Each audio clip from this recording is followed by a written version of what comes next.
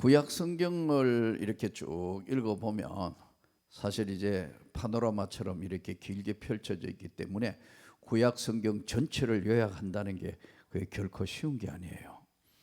자, 그런데 이제 그 선지자 중심으로 보는 것이 열왕기 상하예요.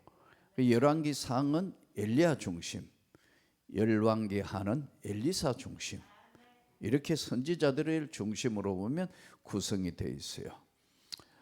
자, 여기서 창세기부터 출애굽기에서 레위기, 민수기 쭉 이제 나오는데 성경 전체를 이제 아무리 읽어보고 뭐 그렇게 하더라도 전체를 요약하는 힘이라는 게 하루아침에 생기는 건 아니에요. 제가 우리 성도님들 보고 성경을 서라, 또 뭐 신약 성경을 몇 번 읽으세요, 구약 성경도 몇 번 읽으세요. 그렇지만 사실은 성경을 대하지만 성경에 해박한 지식을 가지지 않는 이상은 잘 성경 깊이를 몰라요.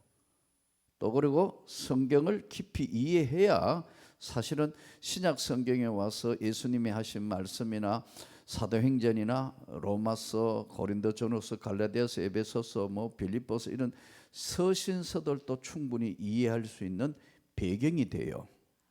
그럼 바꿔 이야기하면 구약 성경 전체에 대한 해박한 해석과 지식을 가지고 있으면 신약 성경이 쉽게 열려진다는 거예요. 이제 열왕기 상은 엘리야 중심이고 열왕기 하는 엘리사 중심이라고 제가 말씀을 드렸죠. 자, 오늘 엘리야, 엘리사 시대에 있었던 구약 시대 때 그 시대 전반에 있었던 게 뭐냐면 그 앞에도 있었고요. 도피성이라는 제도가 있었습니다. 여러분 뭐 구약 성경 이런 거 안 읽으면 내가 지금 전설 따라 삼천리 하는지 몰라요.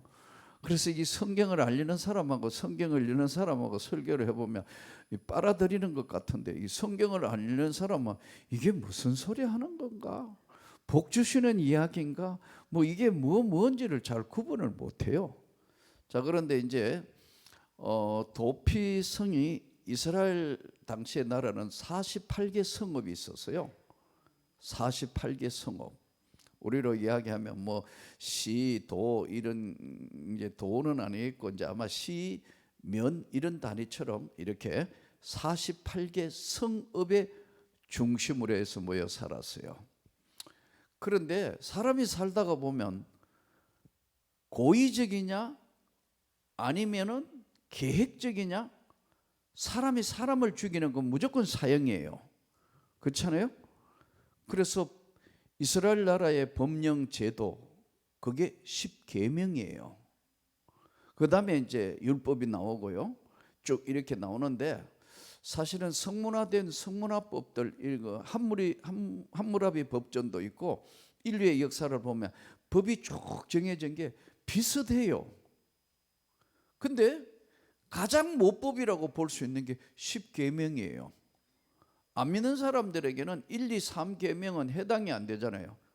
예? 나 외에 다른 신을 섬기지 말라, 너를 위하여 새긴 우상을 만들지 말라, 안식일을 기억하여 거룩히 지키라, 막 이런 계명들은 하나님 믿는 백성에게는 당연한 거지만은 안 믿는 백성에게는 해당이 안 되잖아요. 예? 네 부모를 공경해라. 그럼 모두에게 해당하는 거란 말이에요. 종교를 초월해서. 예? 살인하지 말라, 간음하지 말라, 도적질하지 말라. 이거는 범하면 지금도 형법에 의해서 제재를 받는 거예요. 그렇잖아요? 특히 이제 살인 같은 경우에는 무기징역이냐 사형이냐, 우리나라는 지금 사형 제도가 거의 유명무실해졌거든요. 그런데 예전에는 진짜 안 된다, 이거 도저히 사회악 없애야 되겠다 하면은 사형을 시켰어요. 요즘은 거의 무기징역형인데 교도소 안에도 사형수들은요 이 명찰이 달라요. 빨간 글씨예요. 그 사형수들 이야기 들어보면 참 언제 사형시킬지 안 가르쳐 주고 또 항상 기다리는 거예요. 그래서 사형수 입장에서 보면은 토요일 주일은 사형 안 당하니까 안전하게 지나가요. 그러면 이제 예를 들어서 오늘 당신이 사형 집행 날입니다만 발작하니까 미리 안 아껴준다고. 몇 번 재수? 면회입니다. 준비해가 나가야 됩니까? 즉 사형 집행 당하면 준비해가 가야 되느냐 묻는 거예요. 거기는 수의를 걸어놨어요. 죽으면 입는 옷도 준비해놨다고. 이 사형수들이에요. 사형수들이 대부분 보면 굉장히 단순합니다. 우리가 생각하는 것보다 단순하고요. 교도소 안에 제일 골치 아픈 인간들이 사기꾼들입니다. 은혜 받았다 해도 사기로 은혜 받다가 또 뒤집어지고 주로 그런 애들 많습니다. 네. 제가 초창기에 교회를 개척해서 이렇게 하니까 전국에 교도소 교도관들이 많이 와요. 그러면 전국에 유명한 교도소 소장들이 많이 지나갔어요. 난 처음에 특수 목회하는 줄 알았어요. 뭐 구치소 소장, 교도소 소장, 무슨 소장 많이 왔어요. 여러분이 전국에 간증이 많이 하는 우리 박효진 장로, 우리 교회 장로예요. 누구를 만나 변했냐면 저를 만나 변했어요. 내가 학교 선생할 때 우리 박효진 장로가 거기 교도소 교도관이었어요. 그래서 신학교 올라가게 생진하던 간증, 어제 하나님 만났던 간증을 잠깐 했는데, 하나님 만나고 난 뒤에는 학교도 1080명이나 되는 학생 중에 350명이 뒤집어지고 변했어요. 전국에 지금 선교사, 여자 목사, 또 권사들 전국에 포진회가 다 변해서 교회를 잘 섬기는 거 보니까 이게 나의 열매구나, 그런 생각하고, 어떨 때 어느 교회 모르는 교회가 집회 실컷하고 막 하고 나면 누가 선생님 하면 제가 몇 회 졸업생이에요. 그래? 여러분 1080명이면 적은 숫자가 아니에요. 중고병설학교였거든요. 근데 학교가 변하고 그 다음 변한 게 청송가모소가 변한 거예요. 그래서 우리 거기 때 이제 제가 신학교 올라가고 전도사 때 우리 이제 장로님을 처음 뵀어요. 뵀는데 그 하나님은 언제나 만남의 축복을 주신다고. 그게 이제 우연하게 그 이제 그 교도관들은 항상 이제 그 같이 이제 숙소에 살아요. 안에는 재소자들이 있고 바깥에는 교도관 숙소들이 쫙 있어요. 그런데 숙소에 살기 싫은 사람들이 멀리 민간 지역에 가서 살지만요. 근데 그때 이제 교도소 선교를 하시는 장로님이 한 분 계셨어요. 이 장로님은 제가 봐도 연구 대상감이에요. 이분은 원래 경북대학교 수의학과를 나온 수의사예요. 이런 시골에 주로 이제 우리는 여기 도시에는 반려견 키우잖아요. 개. 시골에는 주로 보면 이제 관리하는 사람이거든요. 그 외에 여러 가지 이제 모든 동물 수의사니까요.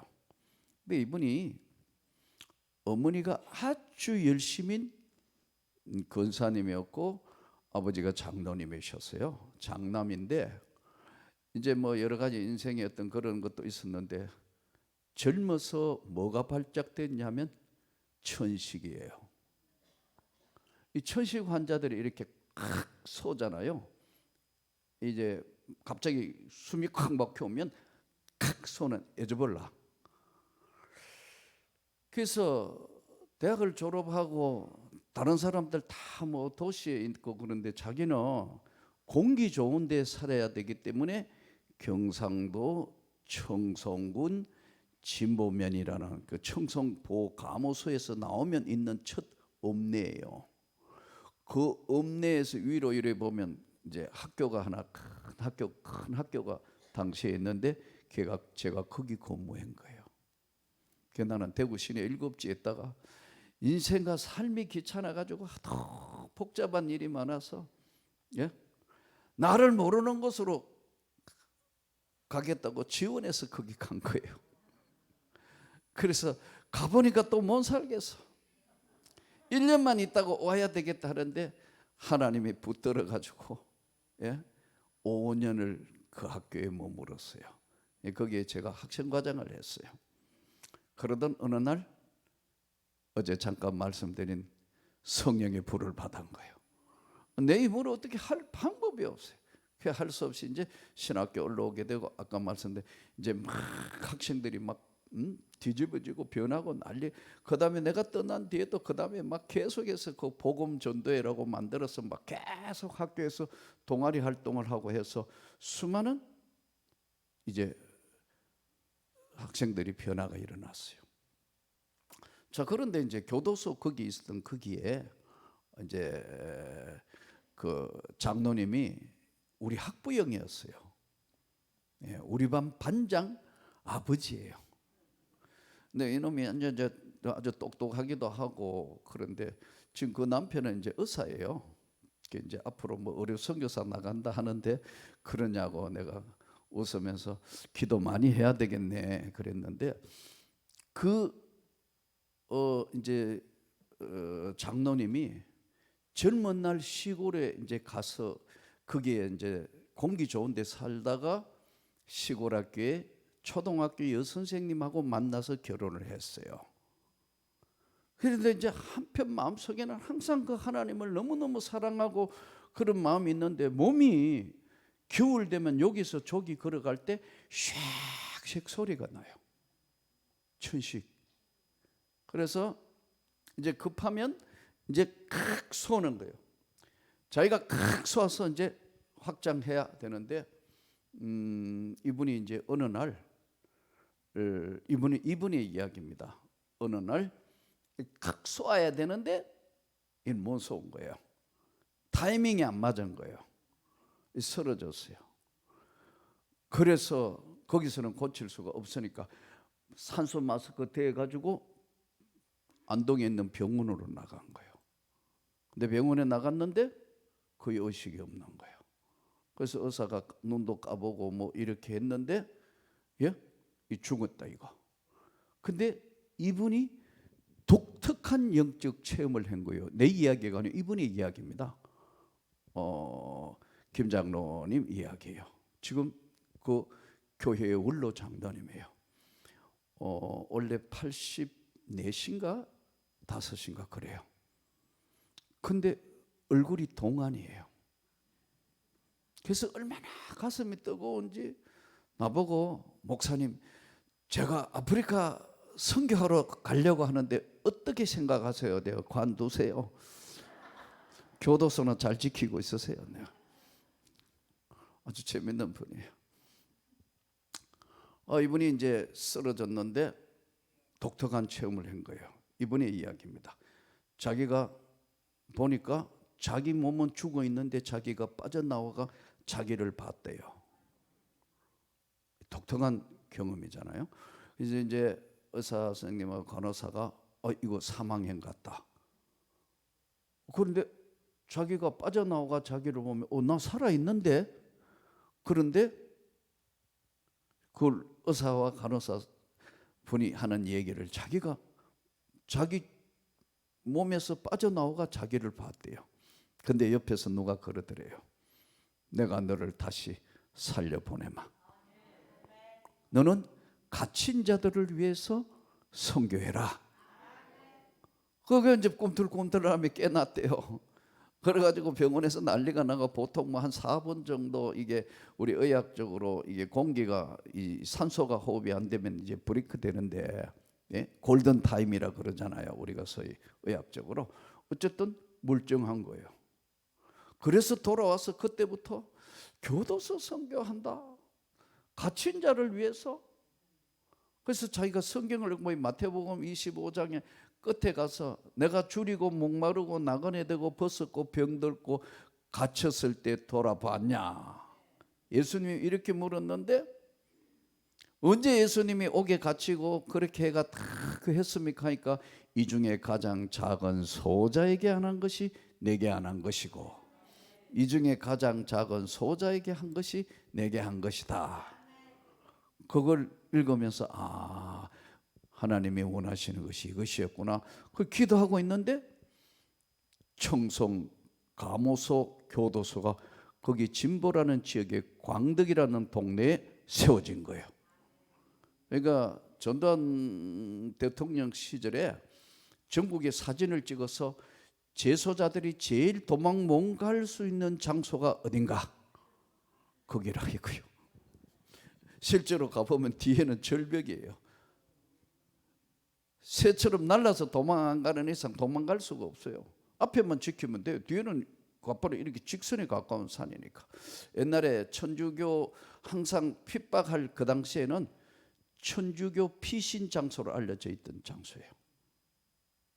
아주 깊은 동네예요. 그거를 앞에는 이제 막고 뒤에서 이제 해가 뒤에 산을 배경으로 해서 교도소가 들어 청송 가모소, 교도소, 1가모소, 2가모소, 이제 흉악범 교도소. 요즘 좀 명칭도 바뀌고 이제 시간이 흐르며 인권 문제도 있어서 가모 제도가 폐지됐어요. 근데 이제 매일 가가지고 이제 계속해서 그걸 하는 거예요. 교도소 일만 죽자 사자. 아니 얼마나 교도소 일을 열심히 했냐면 수영 깎다가요 반죽 깎다가 교도소에서 오라면 그냥 던지고 간다고. 이 정도예요. 참 세상이 감당이 안 되는 사람이. 자기 집에 양복이나 이런 거 입고 있다가 출소자 오면 다 줘보고 신발도 줘가지고 참 부인 권사님이나 그나 참 안팎이 잘 맞으니까 그렇죠. 대단한 분이에요. 교정 대상 받았어. 민간인이 교정 대상 받는 게 거의 잘 없거든요. 그만큼 국민일보에나 뭐 이게 참 대단한 분이에요. 참 존경하는 분이고. 자, 그런데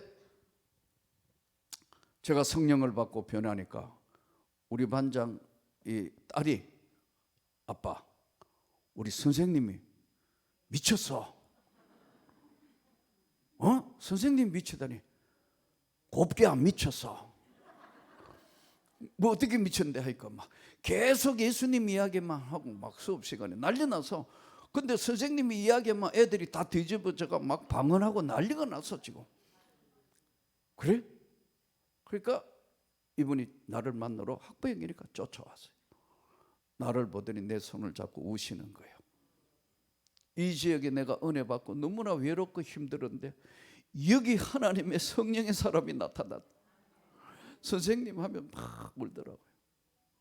그래서 이분이 이제 자기 이제 구역 식구들하고 이 중에 뺀들뺀들 하는 것만 이제 좀 만나게 해주시가지고 이거 다 깨버려야 된다고. 뭐 깨기는 뭘 깨는지 모르겠는데 하여튼 이래가지고 이제 했는데 주로 보면 교도소 교도관들이 뺀질들이 많았어요. 근데 그때 이제 과장님 한 분이 간암 말기라고 그랬는데 어쨌든 하나님의 특별한 은혜로 모여서 기도를 했더니 나은 거예요. 그래서 정상으로 회복되는 일들도 있었고 하나님이 역사가 나타나기 시작했어요. 자, 그래가지고 이제 있었는데 자기가 아는 아주 뺀들이 가짜 집사가 하나 있는데 이제 해가 있다 그래요. 아 그러냐고 뭐 그런 이야기도 그 옆에 이제 그 아까 아팠던 그 이제 간암으로 아팠던 그 집을 가다가 이 아파트 집들이 다 비슷해요. 닭집처럼 몇 호인데 호수를 잊어버리면 네 집인지 잘 모른다고. 1동, 2동, 3동 이렇게 몇 동 있는데 근데 놀랬는데 잘못 찾아간 거예요. 그 잘못 찾아간 것이 오늘 우리 박여진 장로님, 우리 박 장로님 집을 띵동한 거예요. 근데 우리 권사님이 나왔는데 권사님이 자기 남편을 변화시키려고 3년 작정 새벽 기도를 했어요. 그 3년 작정 새벽 기도 끝나고 한 보름이 지난 뒤에 하나님이 그렇게 만나게 하신 거예요. 그러니까 제가 늘 이야기하지만 계획은 인간이 할지라도 걸음을 인도하시는 건 여호와 하나님이시다. 하나님이 우리 장로님을 변화시키기 위한 준비를 미리 갖추고 계신 거예요. 또 저와 만남을 시작해서 하나님이 오늘의 교회를 이루게 하시려고 준비하신 거예요. 예. 그게 이제 처음 만나니까 참 보니까 내가 봐도 우리 장로님이 훌륭해요. 예. 아들도 목사님이고 훌륭하다고.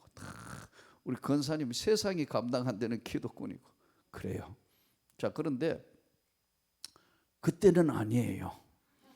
그때 우리 장로님은 집사도 아니고 제가 볼 때는 잡사예요. 온갖 잡한 일들 다 하는 잡사란 말이에요. 근데 딱 만났어. 딱 마주 앉았어. 나보고 술 먹지 말라는 성경 규절이 어디 있어? 담배 피우지 말라는 규절이 어디 있어? 이러더라고. 술 먹지 말라는 규절? 그래서 잠언서 29장 31절 이하, 이제 까닭없는 창상이 네게 있으며 성경을 줄줄 외워줬어요. 그랬더니 성경 박사네. 담배 피우지 말라는 기절이 어디 있냐더라고. 담배는 성경이 기록될 당시에는 담배 이야기가 없었으니까 당연히 없겠지만, 우리가 예수를 믿으면 하나님의 성령이 우리 영혼에 머물게 되기 때문에 우리 몸과 마음이 깨끗한 하나님의 성전이 돼야 되는데, 거기에 술이 들어가면은 하나님이 야 이놈아 어지러워 못 살겠다 안 그러겠냐. 여기 담배를 꽉 찌우면은 야 이놈아 공기 탁해 못 살겠다 그러지 않겠냐. 내가 주일학교 아이들처럼 이야기를 했더니요, 나를 보고 기가 막힌다는 뜻이. 근데 예배를 이렇게 이제 드리게 됐으니까 이제 갑자기 들어가가 했는데, 예배 드리는 사람 자세가요 이래요. 이래가 나를 이렇게 쏴보는 거예요. 그는요 주로 보면 경찰관이나 재소자들을 다루는 교도관들이 하는 거거든요. 이 범죄자들을 다루는. 야, 이런 사람 앞에 무슨 설교를 하고 무슨 해. 그래서 아까 이야기한 짧게 그런 술 먹지 말라 담배 피우지 말라 이야기하고 제가 엎드려서 하나님 이 영혼은 내가 감당이 안 됩니다. 하나님이 부수듯인지 알아서 해야지. 감당이 안 됩니다. 하나님. 사람 한 사람 앉혀놓고 10분 기도했어요. 그 눈 떠보니까 꿇어 앉아 있더라고. 이 양반 다리가 쏴보던 사람이 눈 떠보니 꿇어 앉아 있어요. 그래서 내가 나오면서 어쩌면 내가 우리 김 장로 보고 어쩌면 하나님이 오늘 한 영혼에게 은혜를 베푸셨다.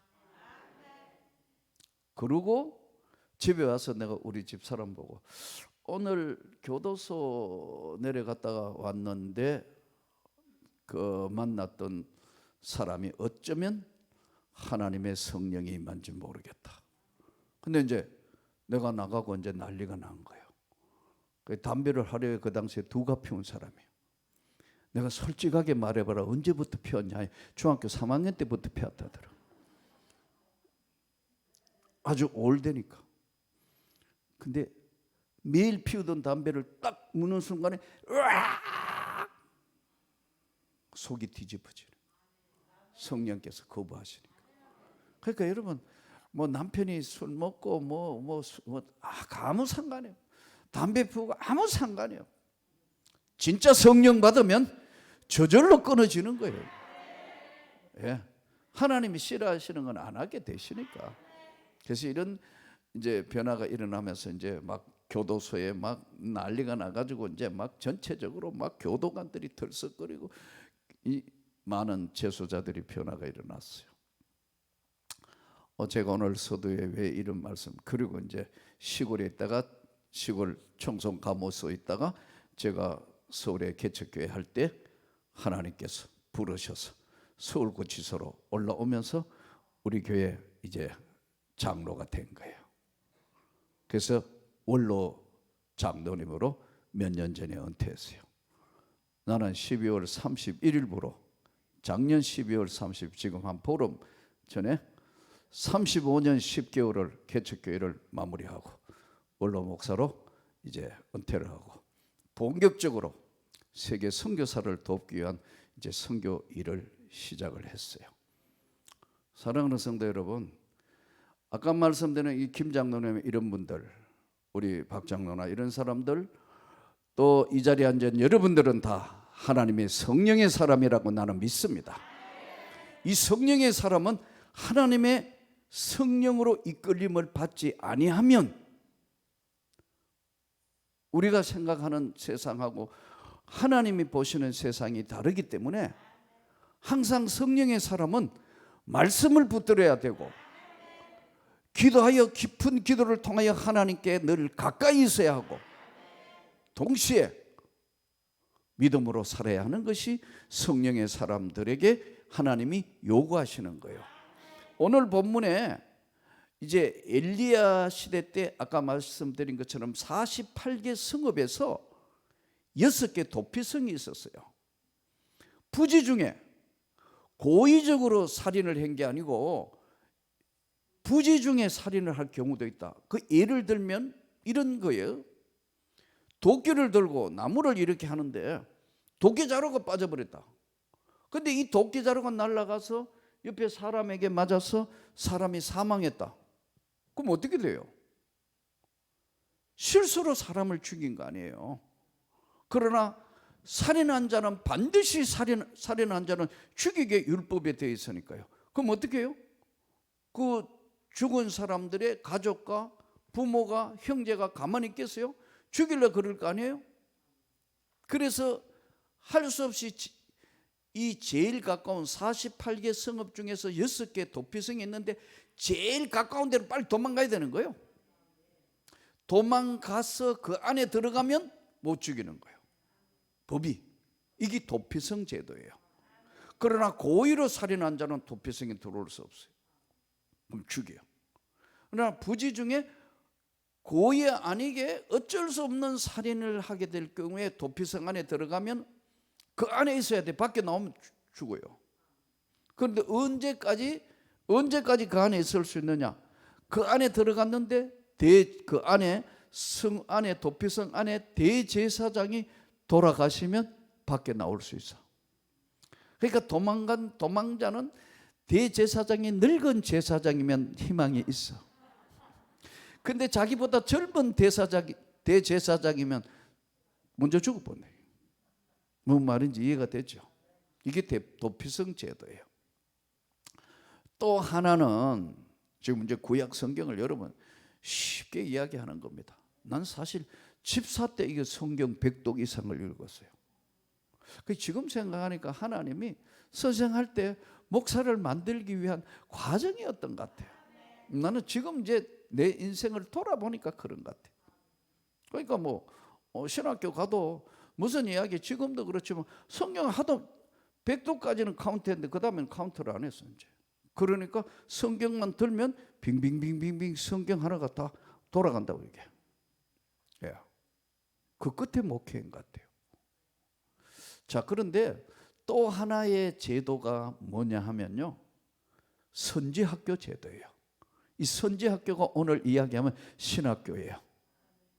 이게 엘리야 때도 있었고 엘리사 때도 있은 거예요. 신학교가 신학교가 여러 군데 이제 있었는데 이제 이 신학교에서 오늘 본문에도 보면 신학생이 50명이 나오가 엘리야하고 엘리사가 어떻게 되는가 지금 이야기하잖아요. 본문에요.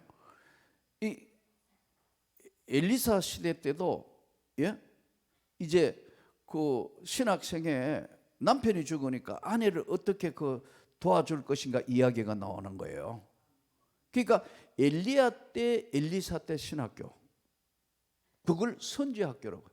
지금도 신학교 이름들을 이야기하면 구약적 개념을 가져와가 선지학교에 갔다. 지금은 아니에요. 개념이 그런 개념을 하고 교회당도 하나님 성전 예배당이지 성전 개념은 아니거든요. 정확하게 성경적으로 정리하면 교회가 무엇이냐? 구원받은 하나님 백성이 모인 게 교회예요. 건물은 예배당이에요. 이게 정확한 성경적 해석이에요. 자, 그런데 이 엘리야, 엘리사 신학교 안에 엘리사는 학생이었을 것이고 이제 엘리야는 교장 선생, 쉽게 하면 총장. 엘리야가 많은 능력을 일으키고 막 하니까 엘리사뿐만 아니라 많은 사람들이 있었는데, 본문으로 다시 이제 한번 돌아가 보겠습니다. 자, 오늘 이 본문에 여호와께서 1절 회리바람으로 엘리야를 하늘로 올리고자 하실 때에 엘리야가 엘리사와 더불어 길갈에서 나갔더니, 길갈이라는 지역에 이제 있는 신학교에서 나가더니 엘리야가 엘리사에게 이르되 청하건대 너는 여기 머물라.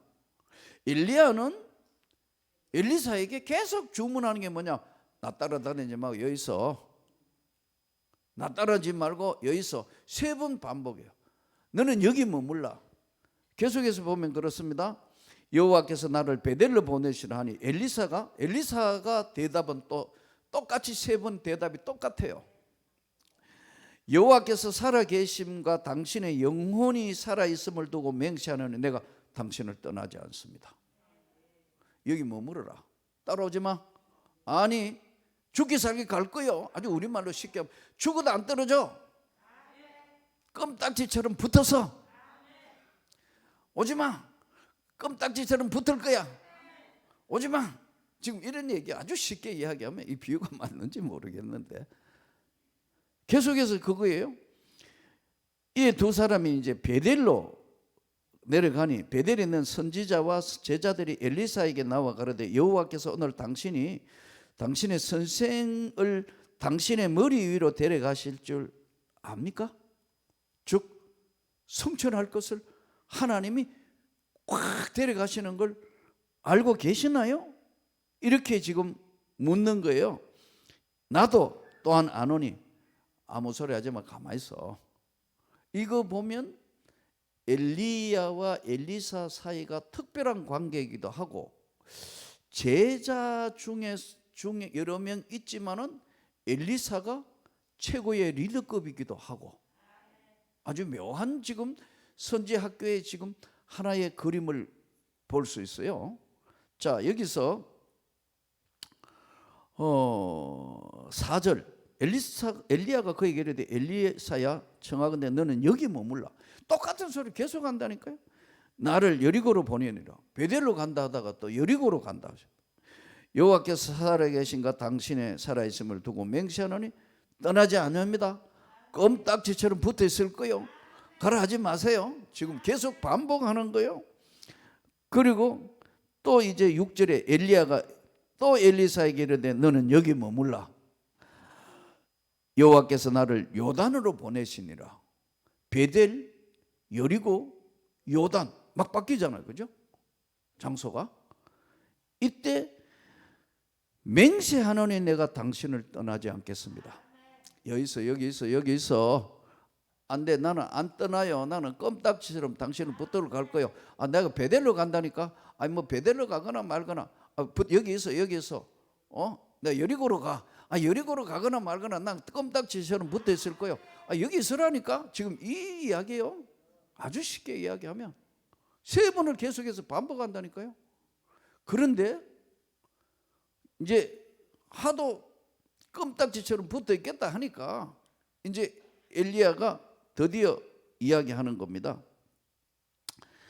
7절 선지자의 제자 50명이 가서 멀리 서서 바라보면 2사람이 요단가에 서 있더니 엘리야가 곁옷을 가지고 말아 물을 치매 물이 이리저리 갈려지고 2사람이 마른 땅 위로 건너더라. 건너매 엘리야가 엘리사에게 이르되 나를 내게서 데려감을 당하기 전에 내가 어떻게 할지를 구하라. 네 소원하는 게 뭐야? 네 껌딱지처럼 너가 그렇게 붙어있고 여기 머물라 해도 죽기 살기 따라온다는데 너 원하는 게 뭐야? 내가 너에게 어떻게 할지를 구하라. 엘리사가 그러되 당신의 성령이 하시는 역사가 갑절이나 내게 있게 하소서 하는지라. 이르되 내가 어려운 일을 구하는 도다. 자, 여기까지. 자, 여기서 갑절의 영감이 오늘 주제인데, 갑절의 영감이라는 것은 이 표현이 뭐냐면요, 이제 이스라엘 나라는 장자 상속법이 있어요. 장자에겐 2배 주는 거예요. 장자에겐 2배를 준다고. 왜냐하면 형제들을 다 거느려야 되니까. 갑절의 영감이라는 것은 뭘 이야기하느냐면 상속받는데, 이 표현이 그렇다는 거예요. 즉 이야기하면은 더 큰 은혜를 나한테 주십시오. 내가 할 일이 많으니까 더 큰 은혜를 내게 주세요. 이걸 구한 거예요. 근데 답변이 뭐예요? 네가 어려운 걸 구한다. 네가 어려운 걸 구한다. 그건 무슨 말이죠? 이 성령의 역사와 은혜의 역사는 인간이 주는 게 아니다. 엘리야가 주는 게 아니라고요. 하나님이 주시는 거란 말이에요. 하늘로부터 주시는 은혜의 역사이지. 그래서 네가 네 소원하는 건 맞는데 네 정말 어려운 거 구한다. 왜? 자기가 주는 게 아니라는 거예요. 이 정확한 해석을 우리가 알고 오늘 갑절의 영감은 하늘로부터 하나님이 주시는 은혜라는 걸 알아야 되는 거예요. 두 번째, 엘리야가 자기 권한이 아니고 하나님의 권한을 이야기하는데, 불수레와 불말이 11절 한번 보십시오. 두 사람이 길을 가며 말하더니 불수레와 불말들이 두 사람을 갈라놓고 엘리야가 회리바람으로 하늘로 올라가더라. 불수레와 불말, 영안이 열려졌다니. 영안이 열려져서 이 놀라운 세계를 보게 된 것을 지금 이제 이야기하고 있는 거예요. 불수레와 불말들이 두 사람을 갈라놓고 엘리야가 회리바람으로 하늘에 올라가더라. 곁옷을 가지고 막 이리저리 쳤다. 뭐 그냥 지팡이로도 칠 수 있고 뭐 다른 건, 옷은 당시에는 사람의 신분을 나타내는 거예요. 이 곁옷을 가지고 엘리야의 능력이 갑절로 있기를 원합니다. 갑절로 더 큰 은혜의 역사가 나타나기를 원합니다. 껌딱지처럼 붙어 있을 거예요. 안 떠나, 안 떠나, 안 떠나. 있어. 세 번의 해가 안 떠날 것 같으니까 베델로, 여리고로, 요단으로 마지막에 뭐 구하는데? 갑절의 영감이 있기를 원합니다. 어려운 거 구한다. 왜요? 인간이 주는 게 아니다. 하나님이 위로부터 주시는 은혜이다. 그래서 이 지금 엘리야와 엘리사 사역을 보면요, 엘리야는 능력과 권능과 이런 것들이 강하게 나타나면서 우상 정리를 하는 역할을 하는데, 엘리사 사역은 상당히 섬세하게 갑니다. 섬세하고 성숙한 사역으로 가요. 오늘 저는 여러분들이 하나님 앞에 이 은혜를 입기를 축복합니다. 갑절의 영감이 있기를 축복합니다. 이것은 이덕진 목사가 주는 것이 아니고 하나님이 기도하는 여러분에게 부어주시는 은혜라는 거예요. 우리가 하나님의 은혜를 바로 알아야 바로 받습니다. 성령의 역사는 하늘로부터 주시는 은혜예요. 야고보서 1장 17절, 한번 야고보서 1장 17절 말씀을 한번 띄워주세요. 자, 같이 읽겠습니다. 온갖 좋은 은사와 온전한 선물이 다 위로부터 빛들의 아버지께로부터 내려오나니 그는 변함도 없으시고 회전하는 그림자도 없으시느니라. 하나님이 위로부터 빛들의 아버지께서 주시는 은혜예요. 이 은혜가 인간의 상상을 초월하는 하나님의 권세와 능력으로 나타나기를 축복합니다. 첫 번째는 엘리야가 이야기한 그대로 사람이 주는 것이 아니다. 하나님께서 위로부터 빛들의 그림자도 없으실 만큼 하나님이 위로부터 부으시는 은혜. 두 번째, 사도행전에 와가 가만히 보니까 성령 받은 사람이 성령의 역사를 일으켰다. 당연한 거잖아요. 하나님의 성령 받은 사람이 성령을 일으키는 거예요. 나도 목회를 35년 11개월이면 거의 36년을 했는데, 내가 만난 많은 목회자 중에 진짜 성령 받은 사람, 이 성령의 불을 받은 사람, 또 여러분 하나님의 말씀을 여러분이 전하고 듣는데 성령의 음성을 듣는 건 귀에 속속 들어오게 금세금세 가슴 속에 파고들으며 영혼에 파고들으며 성령 받은 사람은 성령이 하는 음성을 아는 거예요. 그래서 이게 전혀 영적 교통이 안 되는데 앉아있으면 답답한 거예요. 물에 빠진 것처럼 답답한 거예요. 그러나 여러분 반드시 알아야 되는 건 문제가 성령의 역사와 동시에 여러분들이 말씀에 붙들리지 않으면은 아까 이야기한 것처럼 무슨 이야기를 하는지 모르는 거예요. 그래서 저는 여러분들이 성경 읽기를 진심으로 권합니다.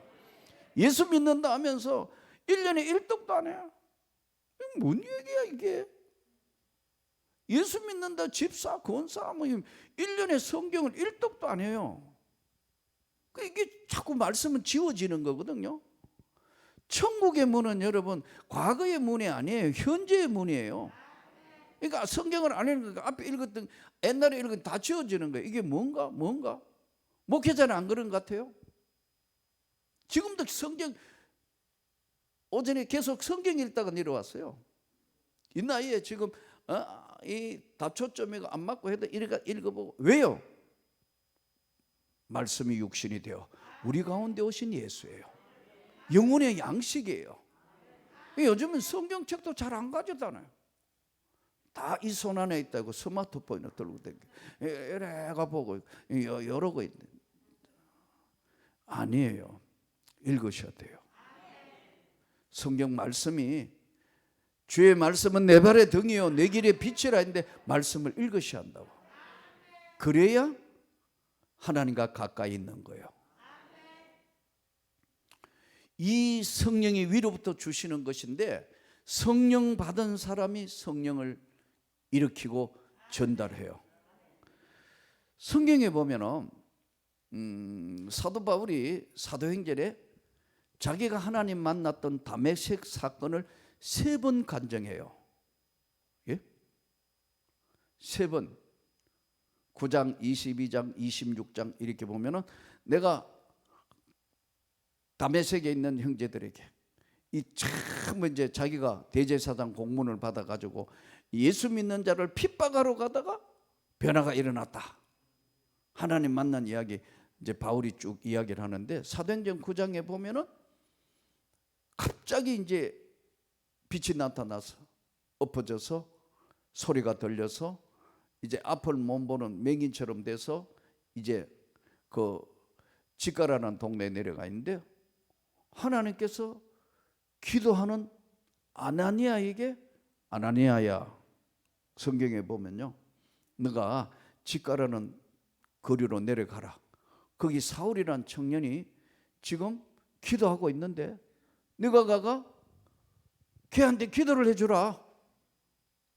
그러니까 아나니아가 하나님과 기도하다가 그러잖아요.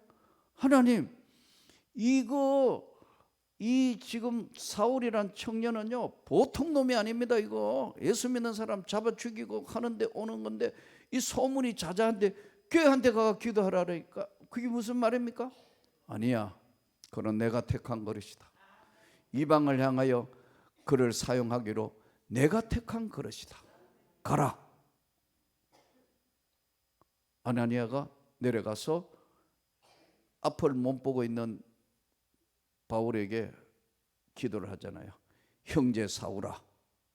사울이란 큰 자란 뜻이거든요. 바울은 작은 자란 뜻이에요. 겸손해진 거예요. 은혜 받으면 겸손하기를 축복합니다. 교만은 패망의 선봉이요 넘어짐의 앞잡이라 그랬어요. 하나님 앞에 겸손해야 돼. 특히 말도 조심해야 돼. 그래요. 근데 이 사울이란 청년이 바울로 변했는데 아나니아가 가서 기도할 때 이렇게 기도해요.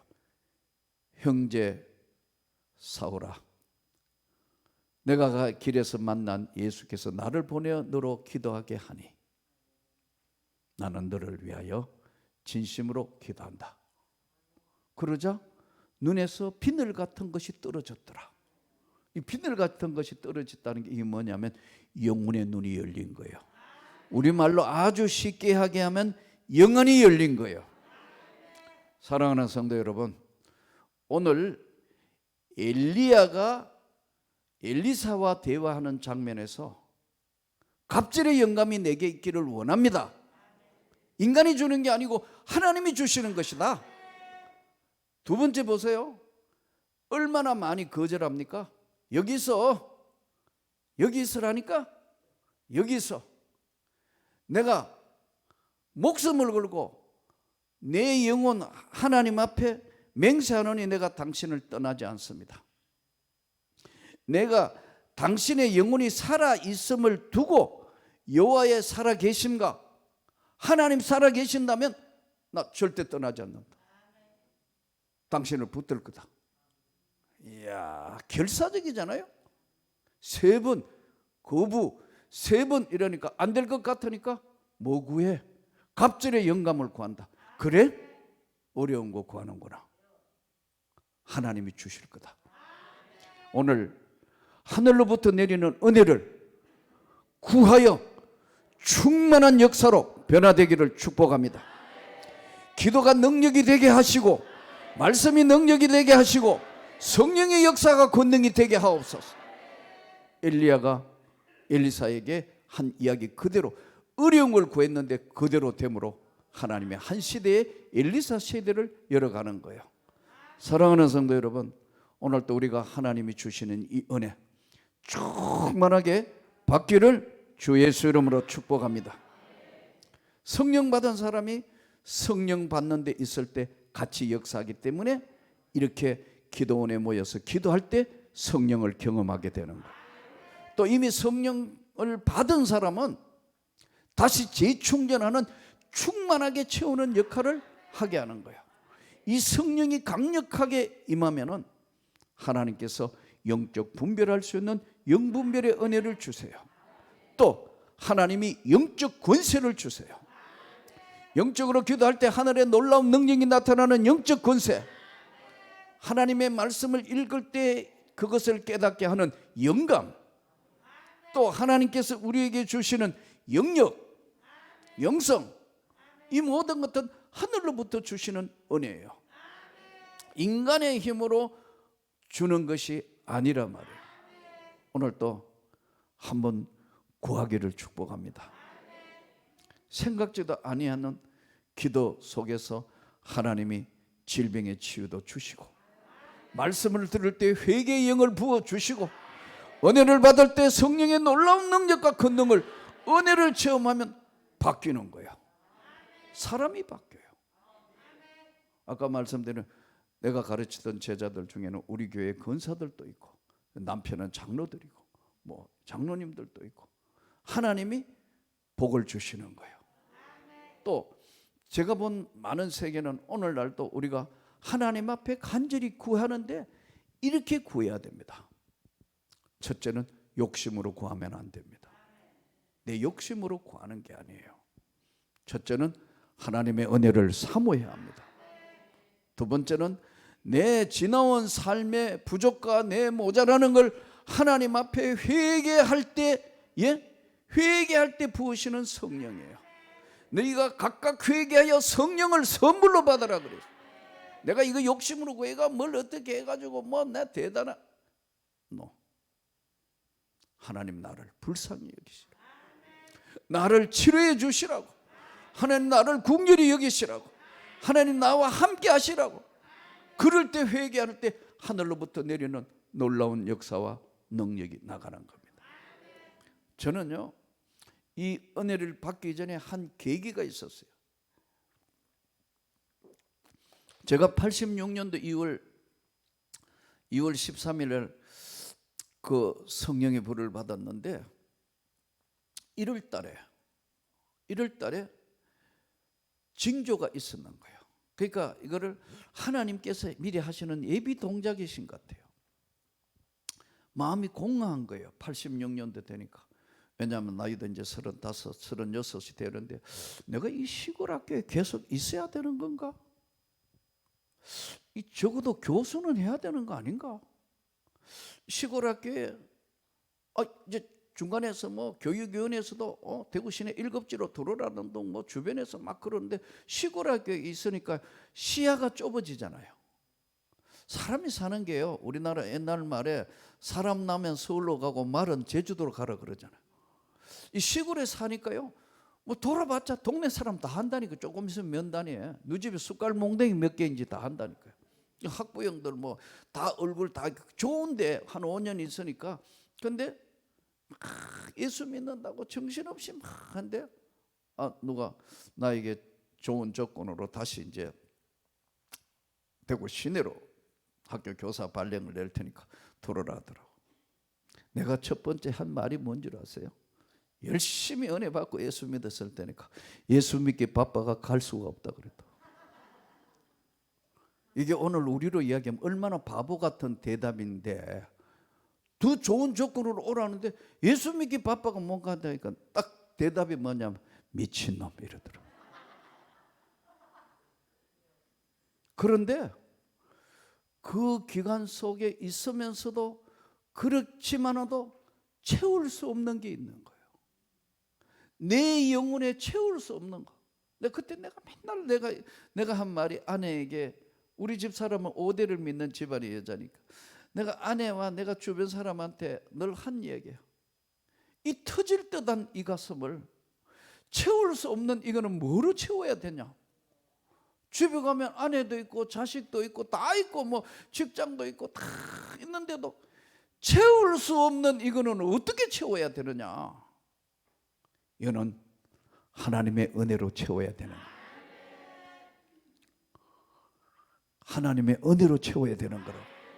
근데 이게 이제 이 공허하니까, 나는 여러분들이 이 기도원 성산에 올라온 이유를 충분히 알아요. 채울 수 없는 것을 채워주시는, 기도할 때 채워주시는 은혜가 있기 때문에 이 자리에 온 거예요. 또 간절한 기도의 제목이 있기 때문에 올라와서 기도할 때 하나님의 성령께서 기도에 응답해 주시기 위해, 치료해 주시는 하나님의 역사를 경험하기 위하여 이 자리에 올라온 거 아니에요. 그걸 충분히 이해한다. 그런 세계를 경험하지 못할 때는요, 원래 자체가 은혜가 없으니까 뭐 당연한 거 아니냐, 그냥 내 열심으로 살고 뭐 내 그런데, 그러면서도 채울 수 없는 이것은 어디서 오는 것인가. 그러던 어느 날 목사님이 나보러 전국에 이제 뭐 이렇게 목사님들 모이는데, 서울에 이제 뭐 교목님도 모이고 뭐 교사들도 모이고 학교 교사들 이제 이제 모임 단체에 있는데, 목사님이 가셔야 되는데 못 간다고 나보러 대신 가래요. 나는 사실은 시골에 있을 때는 서울이 싫었습니다.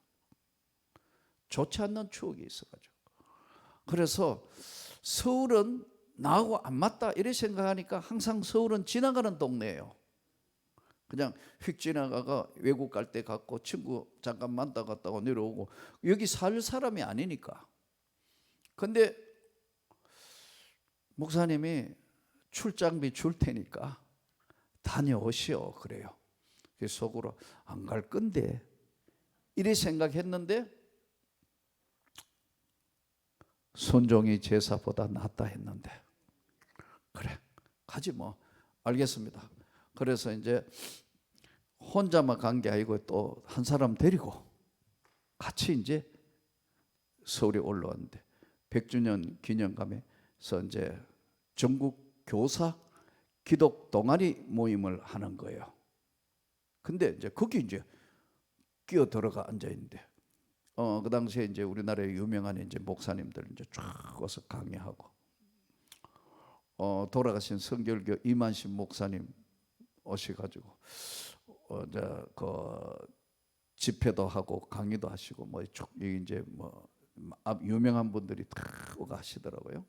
근데 오셔가지고 그러더라고. 누구든지 물과 성령으로 거듭나지 아니하면 하나님 나라는 들어갈 수 없느니라. 성경을 아까 그랬죠. 죽기 살기 성경만 읽었으니까 그 말 딱 하시자마자 요한복음 3장 5절 내 입에서 튀어나오는 게, 누구든지 물과 성령으로 거듭나지 않으면 하나님 나라로 들어갈 수 없다. 그러나 이게 내 가슴 속에 리얼하게 그려져서 이 영적으로 참 갈급한 건 이 말을 못해요. 그래서 이제 막 강의를 듣고 1박 2박 하면서 이제 하는데 깨달은 게 뭐냐면요, 와, 서울 사람들이 우리보다 훨씬 똑똑하다. 그리고 옷도 촌놈들보다는 세련되게 입었다. 한 5년 사니까 그렇더라고요. 보고 듣는 게 그거니까. 그런데 이제 마지막 날 이제 성령 받기 전에 하나님이 내 마음을 열기 위해서 하시는 건데, 어떤 여선생님이 나왔어요. 여선생님이 아마 이 뇌에 무슨 문제가 생겨가 쓰러지시다 그래요. 그래가지고 거의 사경을 헤매면서 있다가 자기가 특별한 하나님의 은혜로 건강해진 이야기를 하는 거예요. 그러면서 이 선생님이 하는 마지막 말이, 여기 있는 선생님들 그냥 가시면 안 된다. 성령 받아야 된다. 그냥 가시면 안 된다는 거예요. 막 우시는 거예요. 아니 원래 그분이 한 5분만 이야기한다고 나와가 한 20분 이상 했어요. 그러면서 자기가 하나님 만났을 때 그 찬양을 한번 한다 하면서요, 이 찬양을 하는 거예요. 괴로울 때 주님의 얼굴 보라, 평화의 주님 바라보아라, 세상에서 시달린 친구들아, 위로의 주님 바라보아라, 눈을 들어 주를 보라, 내 모든 염려 주께 맡겨라,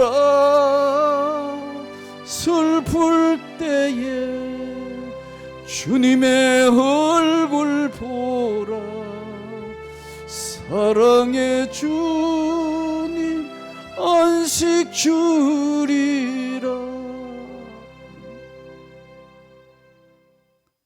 2절을 하는데 막 우는 거예요. 힘이 없고 내 마음 연약할 때 능력의 주님 바라보라. 우는데요, 처음으로 막 울면서 찬양하는 소리가 내 영혼에 오는 거예요. 처음 경험했다니까요. 그래가지고 이런 거예요. 이게 뭐야? 이랬는데 갑자기 앞에 하나도 안 보이길래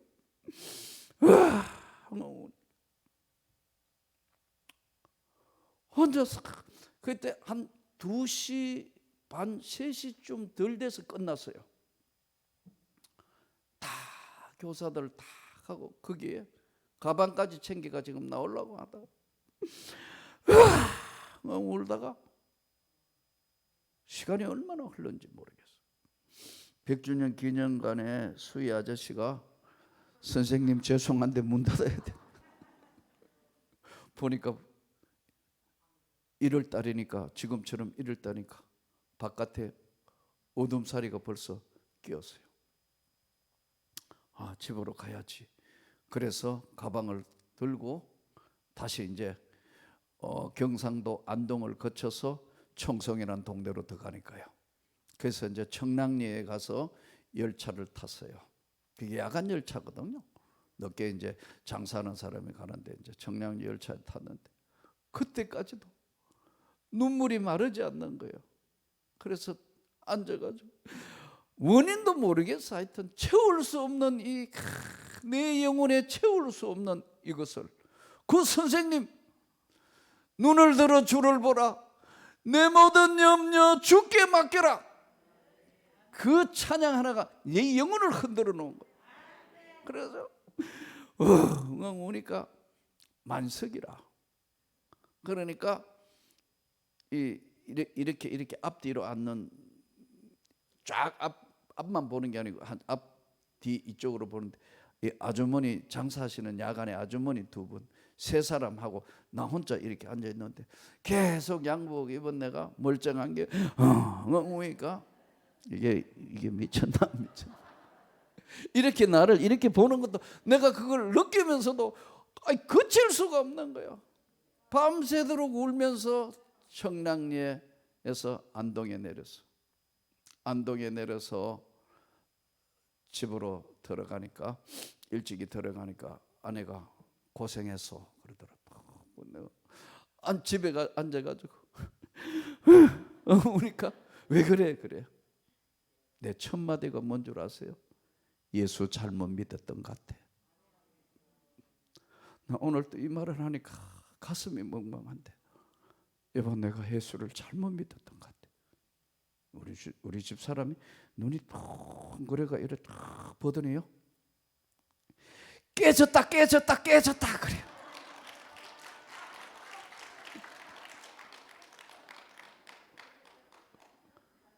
나는 그 말을 이해를 못한 거예요.